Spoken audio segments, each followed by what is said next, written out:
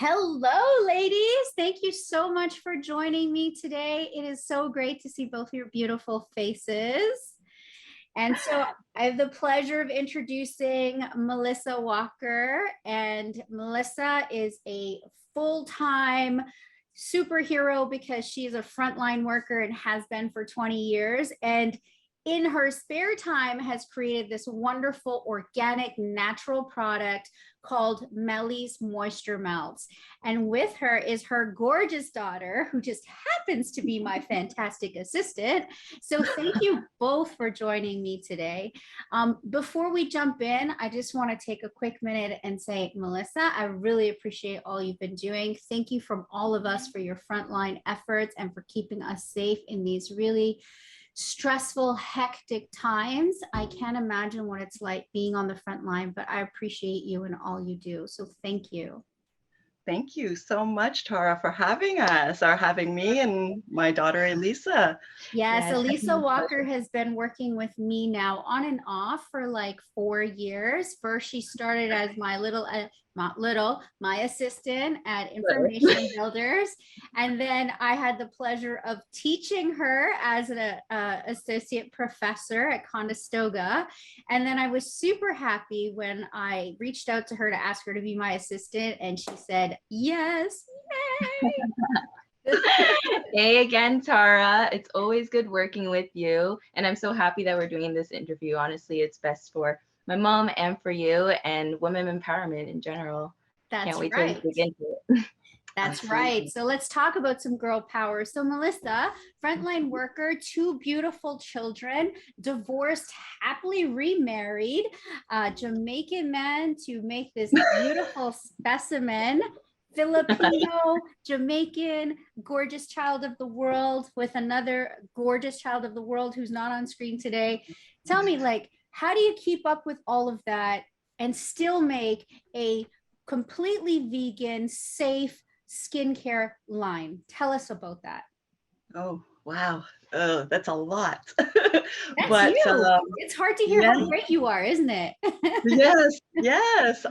That's fabulous. I thank you very much. Those are very kind words. It wasn't easy, not easy at all.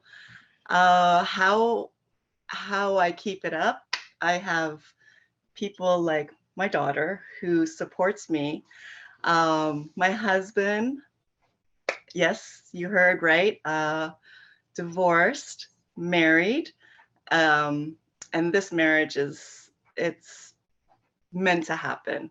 Oh, He, we've been apart for some time, and when we re-met, then we said, okay, we cannot let this opportunity pass again. And right away, we just thought we need to get married. And sure enough, it's been fabulous ever since. He's a #1 supporter as well with my dreams. Um, so it really makes a difference when you have the support there and someone who absolutely. believes in what you do and also motivates you by promoting you to other people as well. So Yes. it helps. It helps, Well, and you naturally are a very beautiful woman, but when you talk about your children and your husband, you just glow max up 10%. So it's so thank beautiful you. to see. And it's great to see that you can fall in love and get married a second time and really make it work. So for all of you out there that are like me, with my 22-year failed relationship, it's possible to get it again and still be superwoman and have it all. So don't ever hesitate to diversify your portfolio. So back to you. So you've got this wonderful husband and beautiful support system. So you decided, okay, well, let me try and make a run at this. So take me back a little bit. How long have you been a frontline worker and what do you do as a frontline worker? Ooh, okay, so I am a personal support worker and I work, shall I say my employer? Up to you. Absolutely. You don't have to if you're not comfortable, but Okay. Well, I work for the Region of Waterloo, and it's the Senior Services Division at Sunnyside Home. mm, And yes, we're accredited #1 in the region. wow. Um, yes, so being there actually made me take a step back. because I think as a child I was pretty, let's see, what did they say? You're just too much into yourself. Mm. And working there really humbled me. Um, just seeing people that needed help. Mhm. And to me, I wanted to help because they didn't have what I have, which was happiness, Mm. family there supporting me. And I felt like I needed to be that person for them as well as help with their needs of everyday living. So So, let's just pause there for a second, because that's an yeah. amazing story, right? As women, we're naturally nurturers, but you didn't think, I'm going to go out and I want to be of service and contribution. But then you got this role, you saw what was lacking in people's life, your heart space opened up, you wanted to give to them. And in giving to them, you actually gave to yourself. And I just want to say that is the power of contribution. That is the power of showing up, having radical generosity, and giving of your heart space, because you can really change someone's life by doing that. And thank you, because you acknowledged, hey, I got this in my family and I want to share this so others feel this love and all this gratitude. So that's a wonderful part of the story. So how did you go from that, doing that for 20 years, and deciding, well, now I'm going to make some skincare lines? Yes, absolutely. So, from taking care of other people and seeing skin problems that they had, I was like trying to figure out what is going on. What can I do to make things better?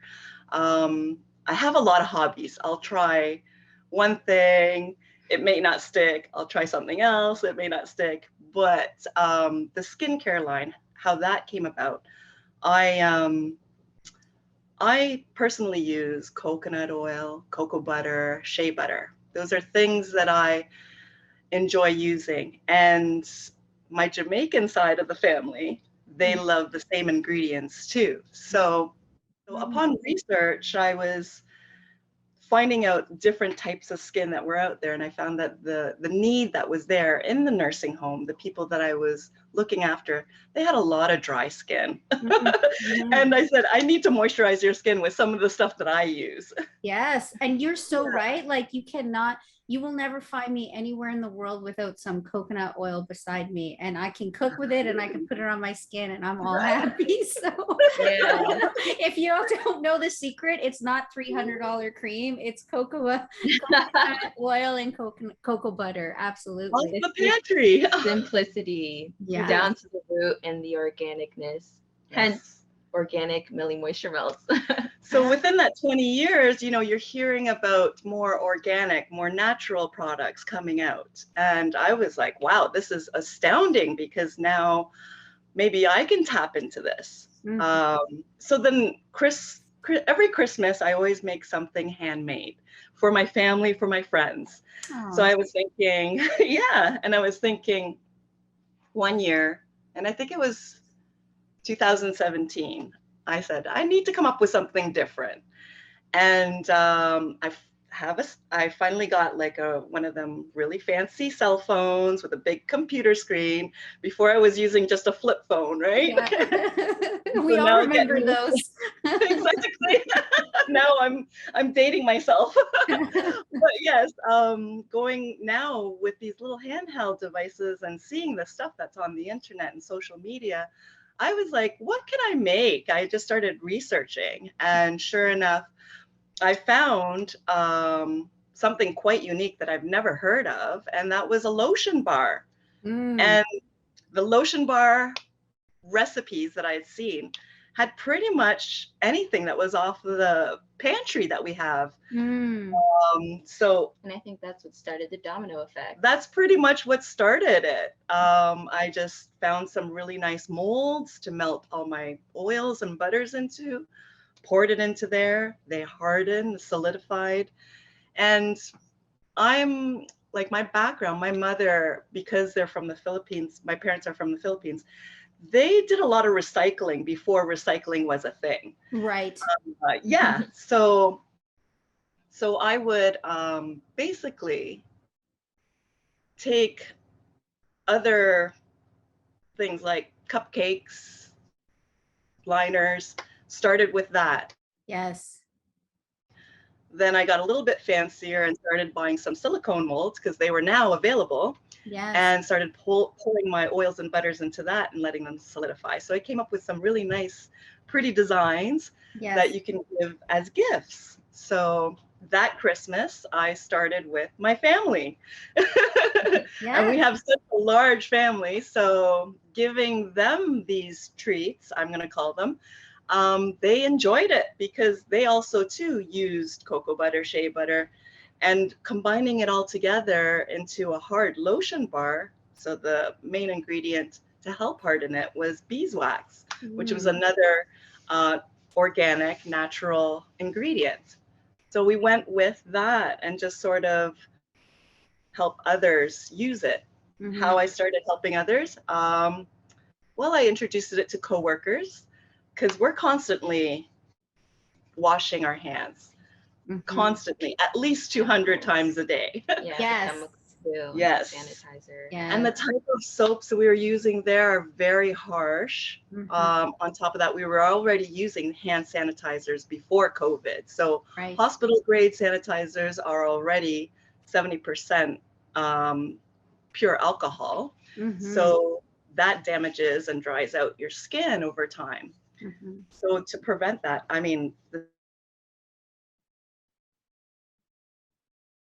stuff I was already using was my coworkers because they were also suffering with that problem. Give them some of these lotion bars. And Yes. because it being winter time, hands were extremely dry. Yes. And this sort of created an extra barrier on our skin, less, so then it was less drying to our hands.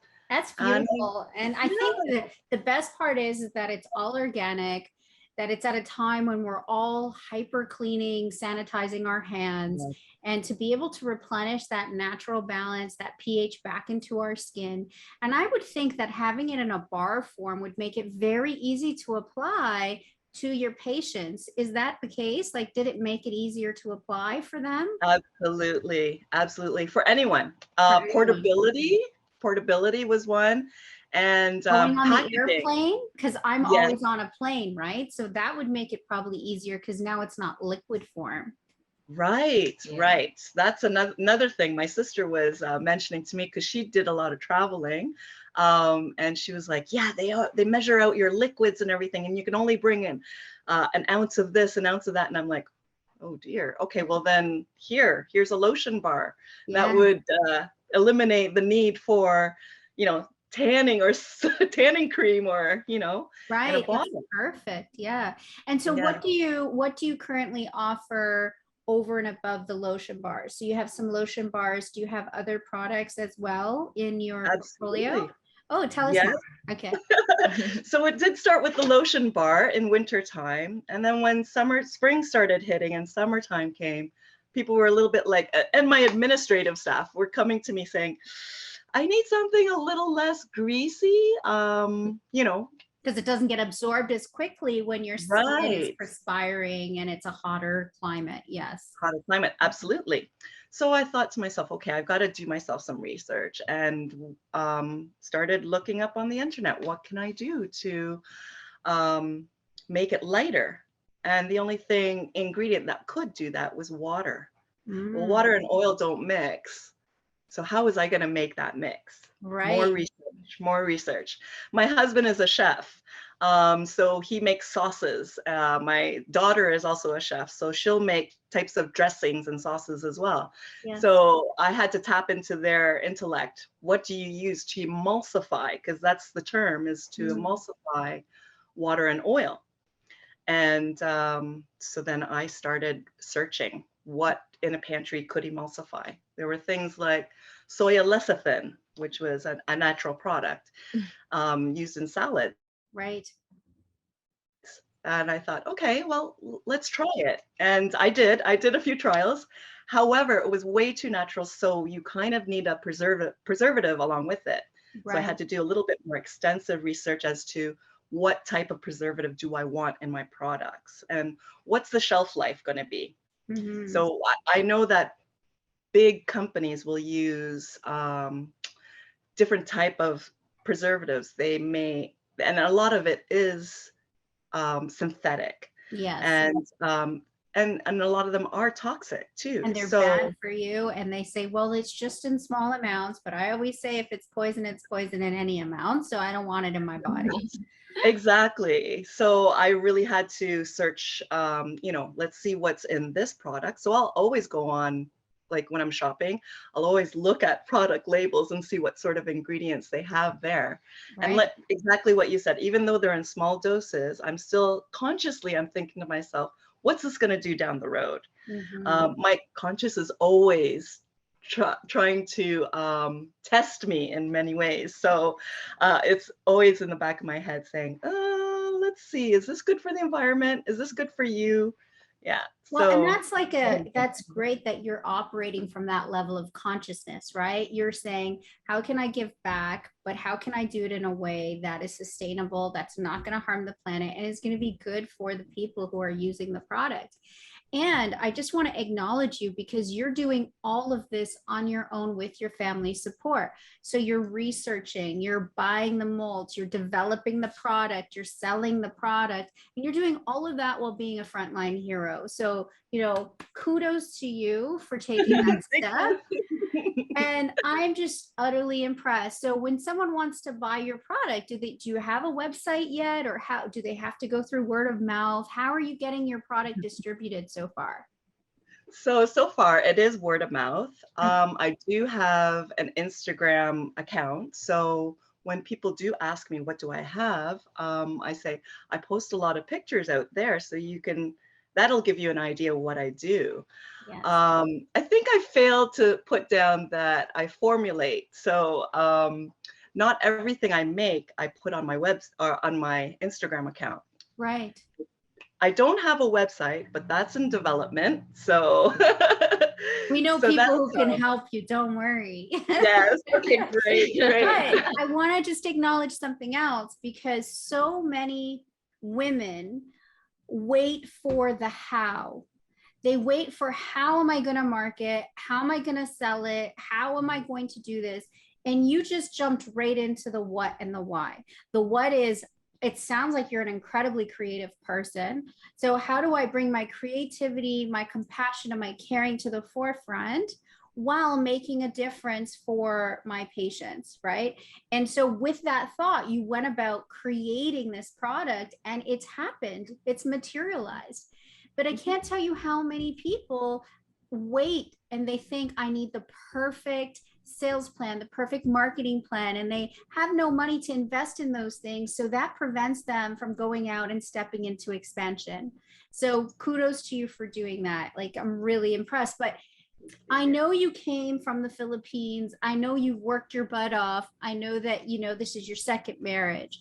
So tell me, these are all wonderful things, but what has has there been a time on this journey where you felt like just throwing in the towel or saying like, this is just too tough, or, like tell us about some of the not so great sides of entrepreneurship that might have come up for you? Oh, absolutely. There were many times where I would throw in the towel and say, okay, I can't do this. I know this is not going to work. I'm not going to meet this deadline. It's just not happening. It's happened many a times. And I just say to myself, I got to push through. On top of that, I think it's just the people, really. Mm-hmm. When I get that feedback, it motivates me. And when I see the smiles on people's faces and just remarks saying, wow, that was great stuff. I've never tried anything like that before. I've never seen anything like that before. Can I get some more? Mm-hmm. And that's where I say to myself, okay, you know what? I got some repeat customers. This is actually working and they like it. And how many other people are going to like this? So when I do introduce something to someone, I always try to keep that relationship going. Mm-hmm. And so I will go back to them and ask them, how did you like this? Is there something I can improve on? Most of them say, no, it's perfect. So Wow. I don't know what to say. Can I say No. something? Sure. Yeah, actually, yeah, like yes, my mom is brilliant in like what she does and everything. As you can tell, she can dig into the science of it. But yes, I've personally like seen you like on the sidelines, like I've heard her say that she's not motivated to do this anymore. I've heard her go through those phases of wanting to throw in the towel. And what she's saying is correct. I really do believe that it's the fact that she does have those people who, one, support her through it. Like me, for example, I'll say, Mom, this is the next step, get back to it. And she pretty much is a one woman show because I will say, yeah, do this, do that, I'll help you. But then I also have a lot of things to do myself. So I'm also busy and I could help her out a bit more. But my mom really does push through it. And for her personally, I think it's the fact that she knows at the end of the day, this is something that she's very passionate about. And going back to one, that it's a way for her to show her creativity. You know, she got into a job where she didn't know that she was going to be working in healthcare, like what she had said. She didn't know she was going to fall in love with that. But I think for her personally, she needed to step back and focus on herself. Her initial path to life, like her career that she wanted to do, her dream job was design. She wanted to be a fashion designer. She loves designing. So that's where her creativity piece comes from. And I think she's finally getting that chance into like what became a hobby at first, is to finally touch base with her creativity side and get that feedback from people, because she loves hearing that and she loves being proud of what she does. And I think that's why this is so important for her to have. And she taps back into that mentality, pulls herself out of the gutter from that unmotivation, and just is like, you know what?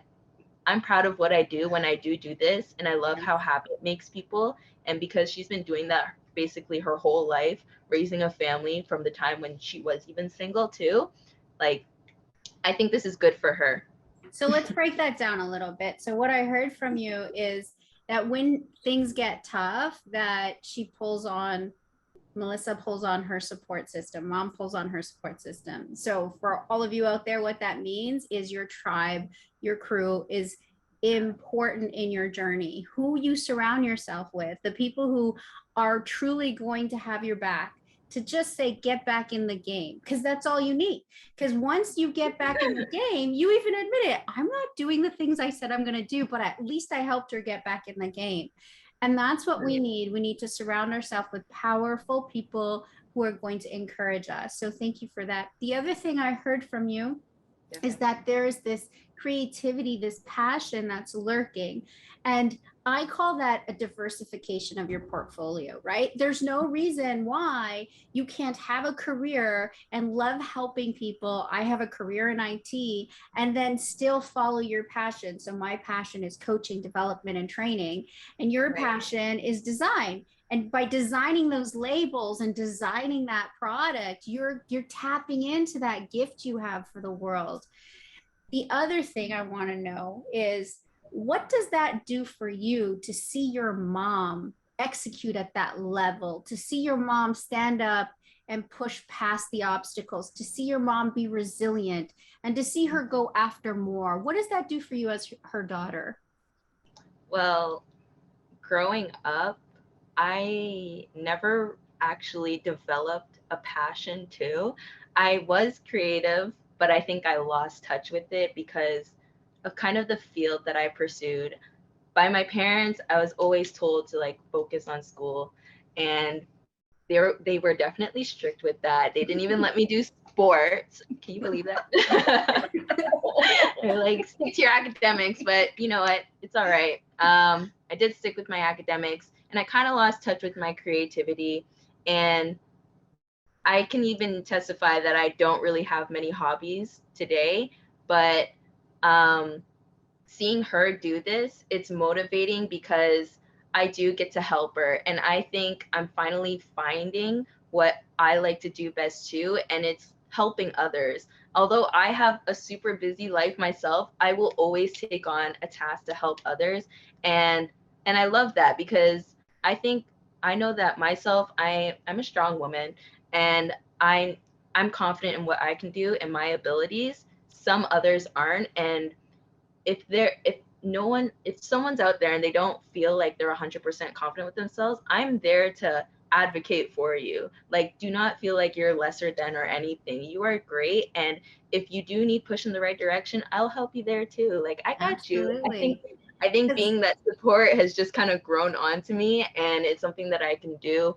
It's kind of a niche in my world, I guess. and maybe it's who you are and who you're becoming. And Melissa, this is really important, right? Because we are growing the next generation and the next generation, and we want a generation of women who understand how much power they have within themselves to step outside of their comfort zone and to go after their life and grab what they want. And it sounds like you're certainly on that journey. So tell me, when you were younger and you came, to Canada, how old were you? Me? I was 2 years old. I was two. So I Okay. was a young one. I was a baby. And do you But remember anything about back home, or is this like predominantly what you remember growing up is Canada? yeah, most of it was cultural. So traditions were still practiced here. Mhm. Um, Yeah, because Lola and Papa, they came here yes. later on in their life. So I guess at home, her home life was it was foreign compared to Mm. the outside world that she was living in. So it was kind of like two worlds. Mhm. Absolutely. It wasn't easy.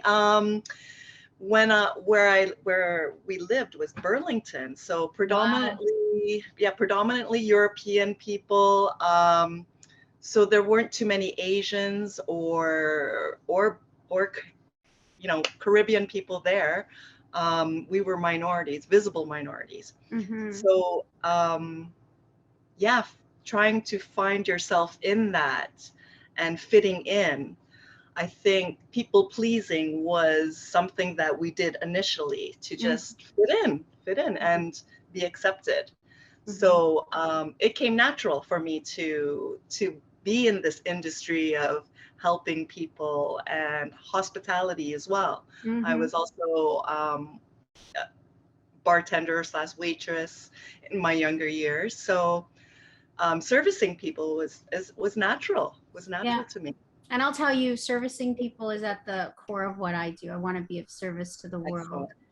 Now, I mean, we're on the tail end now of the Black Lives Matter movement as it started in its complexity, but it's still there. And we need to continue to have conversations about eradicating racism and having a more equitable world for all of us. So, I Right. think even though we're talking about women empowerment, it can't be, we can't be empowered as women if we don't see all women and all people as one, right? So as much as we have our cultural backgrounds and we have things that we bring to the table and we have our unknown biases that are within us, it's not until we can see each other as just sisters in this plight that we'll be able to eradicate some of the things that are happening in the world. So with That's that right. discussion, like marrying a Jamaican, coming being in Burlington, then moving to Waterloo, Kitchener, right? Like tell me about some of those experiences. Are there things that you'd like to share that happened to you and how it impacted you so that maybe someone listening will either say, oh, damn, I might have done something like that. I got to correct that behavior. Or, hey, I felt that too. I'm not alone. Is there anything Right. like that you want to share with me? Absolutely. Tara, um, like I was saying, being a minority, it was tough. Trying to please people and fit in. Um, Not only that, uh, partnering up with Jamaican men was another thing too. It was something that Asian culture, you don't see us mixing with any other culture. Mm-hmm. But during my years of elementary, I was bullied. I was bullied a lot by um, this boy that was much older than me. And he was French, from a French background. And every day we were on the same bus. And he would bully me on the bus, bully me in the schoolyard. And the one person that stuck out for me and just helped me out was a Black boy. I don't know whether he was African or Jamaican or whatever, but he was Black and very Black. And he said, stop doing that to her, you know? And I think that's where my, later on in years, finding a spouse and partner, I think that sort of lead me towards. Like it gave you a sense of protection. It gave you a sense of home because he stood up for you at such a young, impressionable time of your life. Right. And I'm not saying that I've never dated any other culture. I have. I've been with Dutch. I've been with French. I've been with Filipino. You can date whoever you want, by the way. Yeah. Doesn't matter to me. Nowadays, anything goes. You could have dated the whole world or half the world or one person. Like, you know, we don't judge on Women's Spotlight. Right. But I find that fascinating because part of the things that I teach in some of my courses is how your child mind, how your sub-7, sub-6-year-old mind stores things in the subconscious and also in the fibers of our body, like in our body. We have these half recollections and memories, and they actually impact us as we're adults, right? So it is important to understand that. It is important to understand the connection. And so I'm fascinated by that. And so you were a bit bullied and struggled a bit. I was bullied as well. I was bullied because I too, what are you? I get that asked all the time, by the way. I even get that in business meetings sometimes. I had this one time I was sitting across from this gentleman in a healthcare meeting, and he stopped the meeting and he looked at me and he's like, "What are you?" And I said, "I'm a woman." And he's like, "Good answer. What are you?" Right? So we get these things, right? Because people just don't understand. And as much as we say, why does it matter? It does matter when you feel like everyone around you looks a certain way or looks different than you. So how did you overcome that? How did you get out of that, I'm being bullied mindset and step in? And you've done really well for yourself. How did you step into your power? I think I just paid no mind to other people.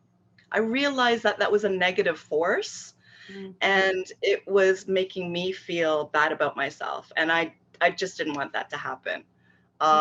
So there was an ugly side, that you fall into, and somehow you got to get out of it. So my friends are all from different cultures. And they love me for me. So they would support me. They would say, you know what, who cares what they're saying? Too bad they don't know you. Or that's okay if they don't, they can't see, a Filipino person with a Jamaican person. So what? You guys make beautiful babies. Yes, and you do. I think that just made me forget that all. Good. And then just keep the positivity, the people who love me and support me, just around me. The most strongest force in the world is love and unconditional love, far more than anger and hate and shame will ever get us. So then you found the love of your life. You didn't listen to those outside forces, and you created these lovely 2 girls. So tell me, like, what is it like to have your background, and have you faced any struggles based on that? What have you gone through growing up? Well, okay. So I guess growing up, I live in Kitchener-Waterloo. I grew up in Kitchener-Waterloo, and it's predominantly white here as well. So I think a lot of my taste and my interest were stemmed off of like that white culture, the culture that I grew up in, and it really did not feel like home. So I had an internal battle with myself in terms of like identity. A lot of the things that I would do, I have an older sister, as we'd mentioned, and I would just follow her because the things that I was into didn't please me because it was what my peers were into. And so I just followed what she was into. And then my sister moved out, and I was kind of stuck on my own in high school, and I had to find myself. And again, that's when I said I don't really have many hobbies or passions, like that's because I didn't want to I didn't want to conform to what my surroundings liked.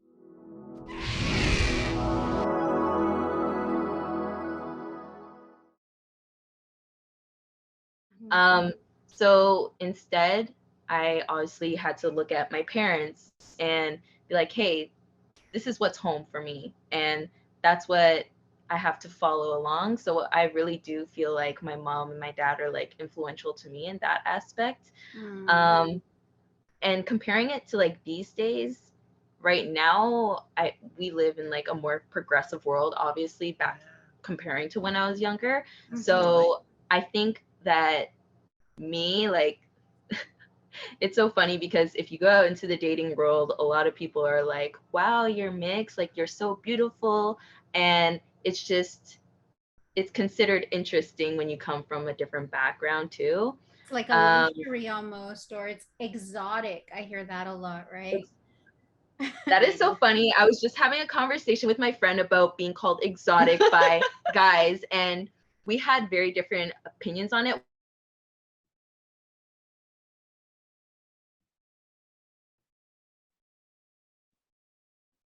Exotic by Caucasian men.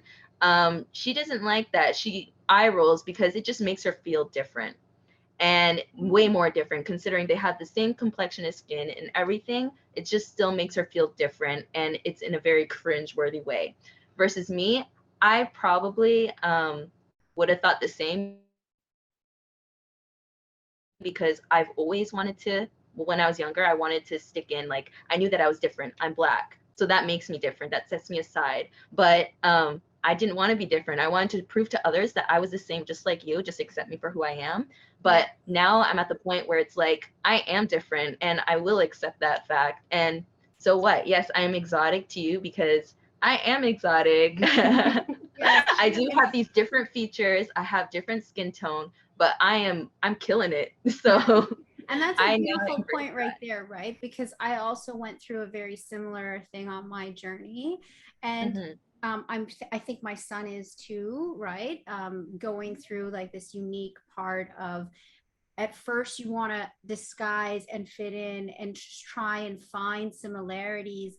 And then I think as you blossom, you understand it's okay to celebrate all the ways we're different and all the ways we're the same, right? And so if you were to give advice to anyone out there who's listening that's facing similar issues or that just wants to be a more well-rounded person and more accepting and empathetic person to those around them, what would you say some of the things they could do, kind of just because it's not like, let me just take it back a minute.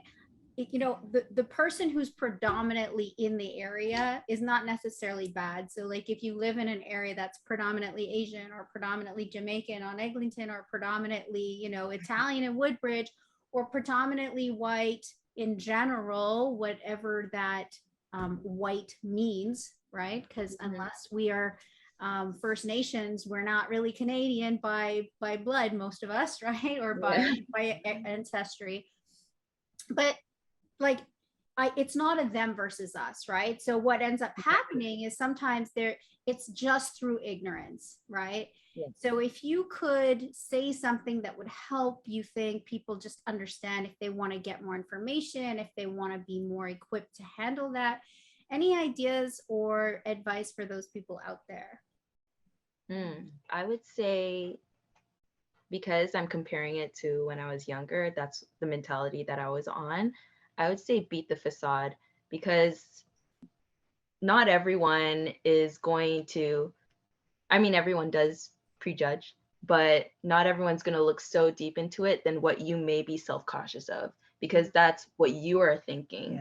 Not everyone is like that. Also, you don't have to care what everyone thinks too. But aside from that, because we kind of do sometimes, definitely just try to push through that and try to get yourself on the mentality that that's not how everyone thinks. And what people do care for is if you connect with them, because honestly, I'm a believer in the universe. So it's just following your vibrations. And whatever you are in tune with, like that's what you can connect with. If you are desperate to find those connections and you're feeling like you're lonely, try that. That's critical, right? Because, and Melissa, you said that a little bit earlier, what we're emanating, the frequency we're vibrating on, how we're feeling, thinking about ourselves and thinking about the world is ultimately going to determine what we're attracting and manifesting in our life. Yeah, That's very right. true. So you decided to surround yourself with people who gave you love and support, and look how far you've come, right? There are others out there who are going to focus on the hate, focus on the fear. There's so much fear mongering happening in our society right now. You can decide, do you want to be there or do you want to be over here? And I think you guys have given us a great example of what the positivity and the good vibrational frequency can bring into your life. Definitely. Yes. So I know we're coming to time. I'm really enjoying this chat. I could chat up with you ladies all day, but I know. but I always have, like, you know, a couple of ending questions. One is, if people want to get at Melly's Moisture Melts, they want to get at your products and they want to celebrate your products and leverage your products, how do they find you? What's your Instagram contact? How can they get you on Instagram? Absolutely. Okay, so Instagram, it's Melly's _moisture is my, I guess you call your handle. Yeah. Okay. And on Facebook, it's Melly's Moisture Melts. So and we have a website in development. So yes. Perfect. So what we'll do is we'll put that handle in all of our communication so people can easily find their way to you. And then once your website is created, we'll put a link on my website so people can find your products. Okay. Awesome. Sound good? That's fabulous. Thank you. So much. No problem. Now, you're not done with me yet. My one last question. If you could go back and you could say something to your 3-year-old little girl self, and both of you, I would like to answer this. What is the one piece of advice you would go back and tell her at this stage in your life? You're beautiful. You're smart. You have all the power to you and you can do it. Just go ahead. That's what I say.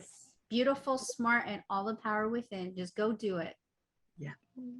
You gotta come second. I'm gonna bandwagon on that, and literally, quite literally that, because I feel like every little girl, no matter what their background or where they come from, how they grew up, etc., goes through that little struggle, whether it's their 3-year-old self or when they're teenagers, preteens. We kind of go through that, and I guess that's a good overall meaning or message that we could say to ourselves, but obviously it can get a little bit deeper than that for each individual person. But it's so true. Just love yourself and the person that you're going to become. Yes, thank you. That is great advice. So in wrapping up here, we have Melissa Walker, who is a 20-year veteran, a frontline worker, married happily with 2 beautiful children, decided to reconnect to your creativity, went out there, made this purely organic skin line, Melly's Moisture Melts, and did it all the research, all the formulation, all the products, all the sales, and all the free giving to your friends and family at Christmas by yourself. And when times got dark, you leverage those around you. You leverage that love to pull you through it and create the resiliency you needed to come back at the end of it. So I applaud you. Thank you so much for being with us today. We've learned a ton, and you know, I can't thank you enough, but thank you. And thank you so much for being there too, because I'm sure your mom appreciated the support. Of course, all the time. And I want you both to keep shining bright. Keep shining bright. Oh, thank you. You as too. well. We Quite love you. We love what you do. We love you. Thank you so much. I'm sure we'll have you back real soon. And until then, I need to order me some Melly's Moisture Melts. Sure. Yes. Sure. You know where to find me. Absolutely. All right, guys, until next time, thanks for joining us. You can find us on YouTube. You can find us on the podcast. You can find me in my email mailing list. Whatever you do, just find us, please.